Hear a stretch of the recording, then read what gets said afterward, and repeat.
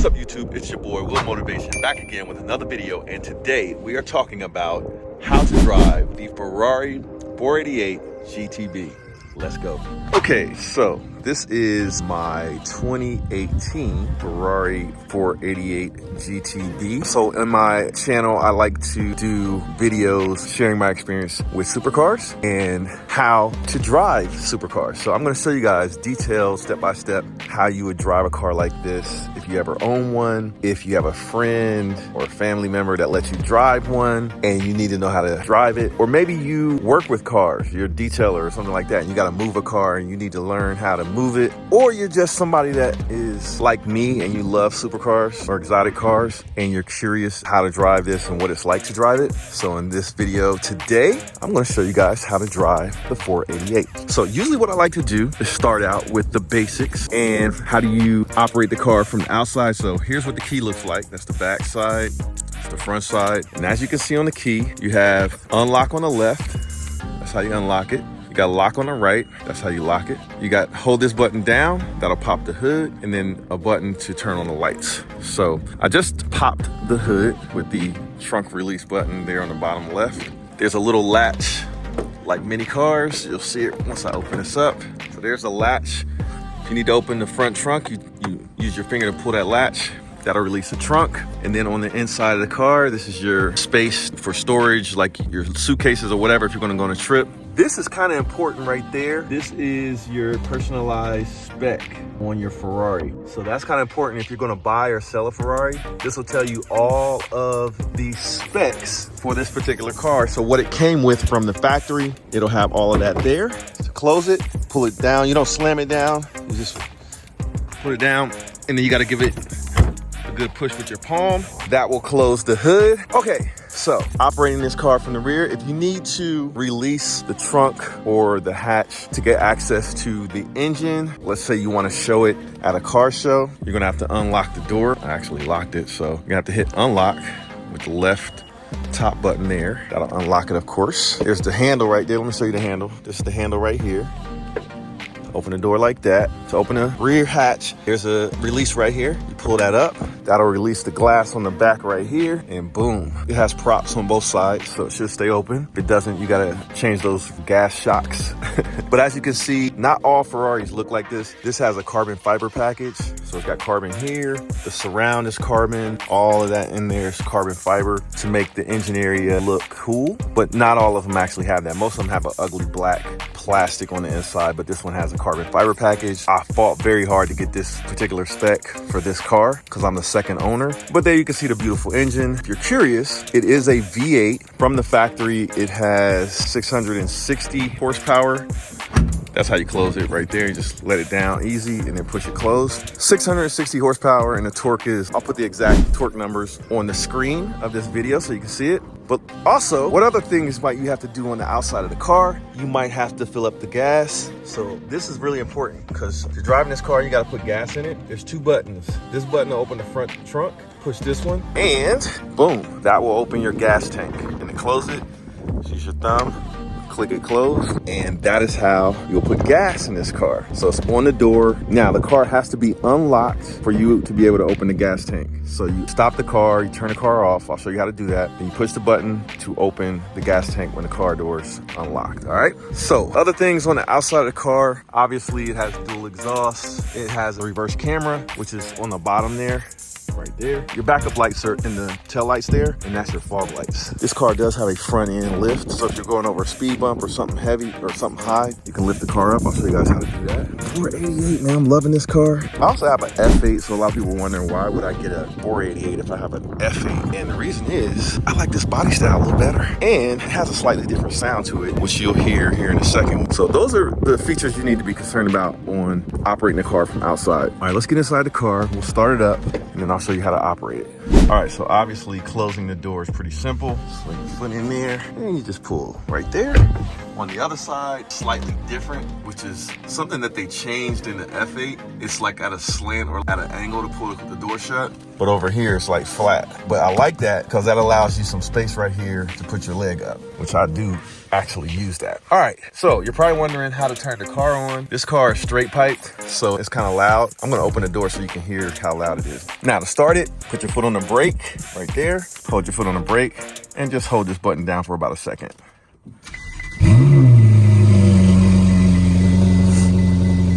Yeah, it's loud.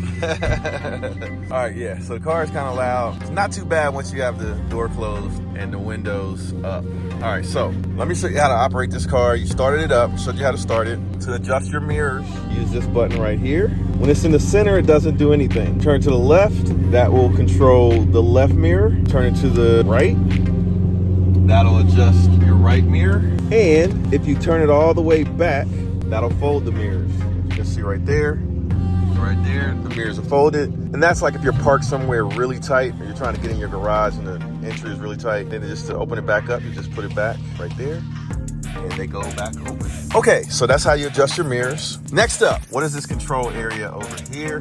Now, Ferraris are a little complicated, but essentially you've got this set of buttons and controls right here, and you've got these ones on the right. They operate similarly, but the difference is this one on the left controls the left screen right there. This one on the right controls what's in that right screen right there, okay?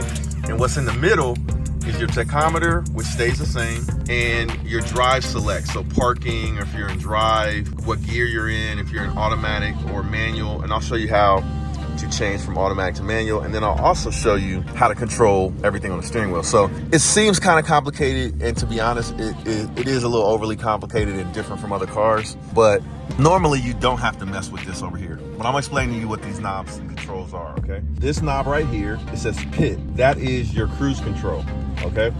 So to set the cruise control, you push it in. See what it says right there? That turns cruise control on or off. To set it, you turn it right or left to set the speed. And then once you're set and you don't touch the brake and you're rolling in cruise control, you can up the speed by dialing it right, or you can lower the speed by dialing it left. So it's a little different than your typical cruise control. Now these buttons here, left, right, up and down, control what you see on the screen. So I'm gonna push it to the left again. It cycles through what what options are available there to show. And then you can also go up and down and it'll show you different options on the screen. And then you can hit OK, and that'll kind of save it there, right? Now, there's also, you can hit this turbo button, and that'll show you your turbo boost gauge. And you've got this VDA, you hit that button, ESC auto learning, you can hit back, takes you to the main screen, and then you can select what you want to see on the main screen by hitting OK. So these are your vehicle dynamics. That's the VDA. Let's hit turbo. When I drive the car, I like to have it on status so I can see my tire pressure. I can see the speed. So I like to keep it here, my speed, all right? That's everything here. All right, you don't normally have to touch this when you're driving unless you want to change what's on that screen. Over here, this is your more traditional stuff that you probably will touch. I'm gonna hit back. You see the screen change. These are your main settings. You have media, you have the radio, you have navigation, you have your phone, and setup. And the way I'm getting there is I'm using this dial right here. So once you find what you want, you push this in. Like, let's go to the navigation, and we'll push the button in, and it'll show you options for navigation.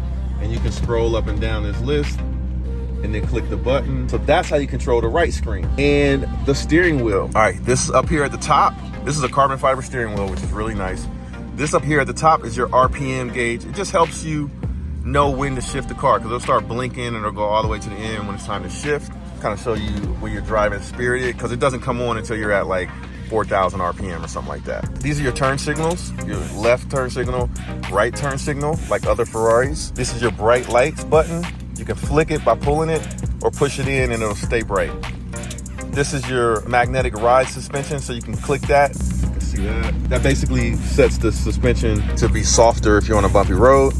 This is how you start and stop the car. If I want to stop the car, I push that in. You don't have to have your foot on the brake to stop the car, but to start the car, you got to have your foot on the brake and then hold that button down until it starts. This is your airbag. This doesn't do anything if you push it. Your horn is where your thumbs are. Push that in and it'll sound the horn. All right, this right here is kind of interesting. If you want to have low power, low throttle input, put it in wet mode. Sport driving, which is regular, normal driving in this car, you leave it in sport. Race mode, the transmission will shift a little faster and give you more power with the throttle. Traction control off will allow the wheels to spin. And then if you hold to the right to turn stability control off, that will turn off stability control, which I don't recommend because the car will get sideways. Traction control off is not bad at all though. It just lets the tires spin, but the car doesn't go too far sideways. Race mode is not bad at all either. Sport mode, I actually like race mode because the shifts are faster and it doesn't feel like it's like lagging when it shifts. Now, windshield wipers. If you want one wipe, use your finger behind it and pull it one time and it'll give you one wipe. If you need more than one wipe and you want to just turn them on, you push that in. You can click it in one time or two times and it'll go faster, but it'll keep wiping, and to turn it off, you just pull that in. All right, super simple. All right, so what else we got here? Oh, you gotta operate your lights, right? I have it in auto. You wanna have the parking lights on, you put it in P. Put P, auto, turn them off. That's turn them off like right there. Turn them on full time is right there. I just leave this in auto, I don't have to do anything. And then your fog light button is right here, which will turn on the fog lights in the back of the car. If you have a big bump you're gonna go over and you don't wanna scrape the front end, you just press it one time and that'll raise the car up. Real simple. This button over here is, actually I forget what that button is. I'm almost afraid to push it, but let's push it. All right, here's your heating and cooling. I have it on auto. You press this button for auto. AC, where the air will blow out of which vents. This is your fan control, your fan speed. This is your fresh air or circulated air. This is your turning on the front window so it'll defrog the front window. This is your passenger side control for their temperature. And then this is their control for their air vents. All right, so there you go. All right, now y'all know. Now, how do we drive this thing? Reverse, this is your reverse button right here. If you push that, that will turn on the rear camera, which you can see right there. The reverse camera, that'll put an R on the screen right there. And then you just drive the car like any other car in reverse. Now when you're done putting it in reverse, you want to put it in first gear, you flick the paddle shifter to 1. That's how you put it in first gear. And you'll see a 1 on the screen, and auto if it is in automatic transmission mode. Now if you want to put it in manual transmission mode, you press this auto button right here, and then the auto will disappear off that screen. All right. Now right here, this is your power start, PS. That's launch control. I've never really played with the launch control because I don't like to abuse my cars too much, but we'll do a video doing launch control, all right? And then this right here, that's your hazard lights flickering right there. All right, turn that off. Now let's drive the car. It's in first gear right now. If you wanted to put the car in neutral, what you would have to do is, it's hard to do this with my hand on the video camera, but you flick both of them at the same time and that puts the car in neutral, as you can see right there. And then if you're ready to drive, flick it one time, it's in first gear. Now, it's in manual mode right now, so we're gonna put it back in auto by clicking the auto button, and we're gonna drive. Let me put my seatbelt on. All right, let's go ahead and drive this car. Flick this down in first. Now, when you are in park, or the car, like you just started the car, it'll have the emergency brake on, but it has an automatic brake release when you press the gas, like a lot of modern cars have. Now, in auto, the transmission is really lazy as far as holding the car in gear. So what'll happen is it's gonna upshift really quick, and it's not gonna downshift very aggressively. Now, here's how you use your blinker. Press that right there, that'll turn your blinker on. I'm gonna let this UPS truck pass by. That's my guy right there. The blinkers will automatically turn off just like any other car. What I was saying about the transmission, it's gonna upshift really quick. Even in race mode or sport mode, it's lazy. Like, it's not gonna have you ready to race. Like, if you're on a track or something, let me hit the left blinker right there. If you're on a track or something like that, you almost always have to use the paddle shifters, because using the automatic transmission, it just won't have you in the right gear. Here we go. Yeah, I'm sure you guys wanna hear the car more than you wanna hear me. Yeah, me too. All right, so I don't know if you noticed, but watch what happens when I downshift the lights in the steering wheel. Watch this. Woo! Shoot. My tires are still cold. Guys, come on, man. You guys gonna have me out here getting loose in the Ferrari. But I don't know if you noticed, when the car actually starts spinning right there, the lights lit up. Those are your RPM lights to tell you when to shift gears. This car is really fun to drive, but as you can see, it just got loose right there, and I have traction control on. That is why you really don't want to put it in ESC off or stability control off, because that will allow the car to go way sideways. Now, I have done it plenty of times in my F8, but as I'm getting used to this car, I'm not messing with that until I get used to the car. I want to know like when it breaks loose, when it's, hold on.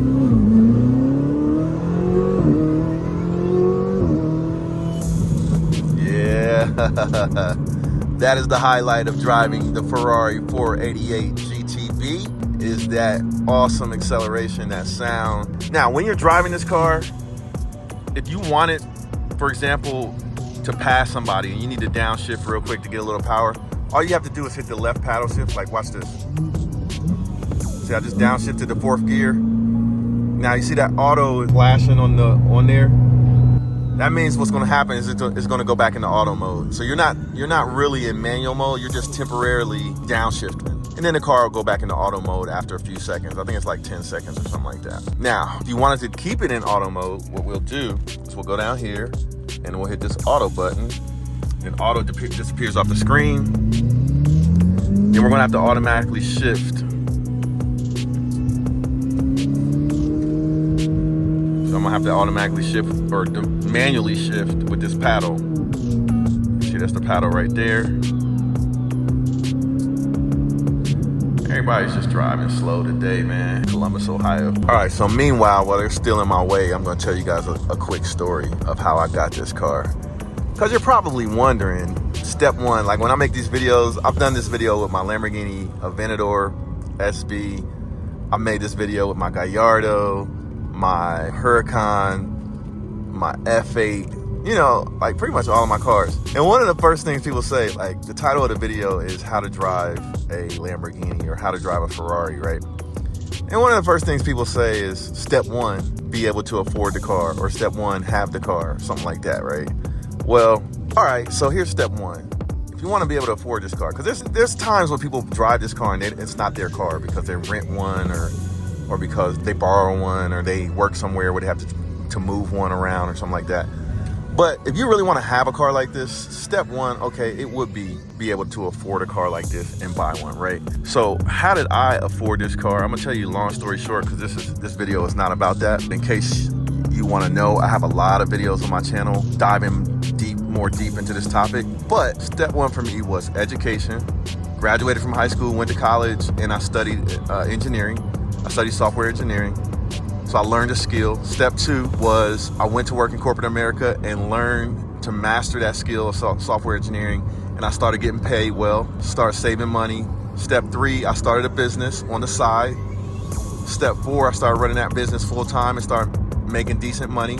And then step five, I started investing the money that I was making into real estate. And the combination of real estate and having my own business that was generating really good revenue with no ceiling on how much money I can make, just basically the ceiling is how hard I was willing to work. That combination of things allowed me to afford a car like this, because my investments technically make enough money to pay for these cars and these car payments. And next video I'm going to do is what is the monthly car payment on this vehicle.